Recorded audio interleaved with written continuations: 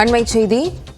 காஞ்சிபுரம் முன்னாள் சுகாதாரத்துறை இணை இயக்குநர் பழனி மற்றும் அவருடைய மனைவி பரிமளா மீது வருமானத்தை விட 61 விழுக்காடு அதிகமாக சொத்து சேர்த்ததாக லஞ்ச ஒழிப்புத்துறை அதிகாரிகள் வழக்கு பதிவு செய்துள்ளனர்.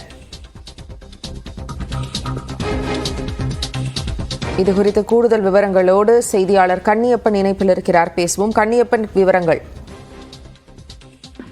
ஜெனிஃபர், அண்மை செய்தியை நாம் பார்த்துக் கொண்டிருக்கிறோம். காஞ்சிபுரம் மாவட்ட முன்னாள் சுகாதாரத்துறையின் இணை இயக்குனர் பழனி, அவருடைய மனைவி உள்ளிட்டோர் மீது லஞ்ச ஒழிப்புத்துறையினர் வழக்கு பதிவு செய்திருக்கிறாங்க.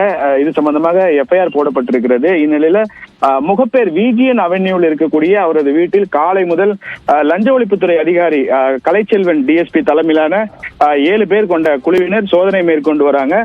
இந்நிலையில் சுமார் 17 கோடி ரூபாய் அளவிற்கு வங்கி கணக்கில் பண பரிவர்த்தனை என்பது நடந்திருப்பதாக விசாரணையில் தெரிய வந்திருக்கக்கூடிய நிலையில முகப்பேரில் இருக்கக்கூடிய அதே வங்கி கிளையில் தற்பொழுது கலைச்செல்வன், விஜிலன்ஸ் டிஎஸ்பி கலைச்செல்வன் தற்பொழுது வங்கி கணக்கை முடக்குவதற்காக நேரில் வருகை தந்திருக்கிறார்.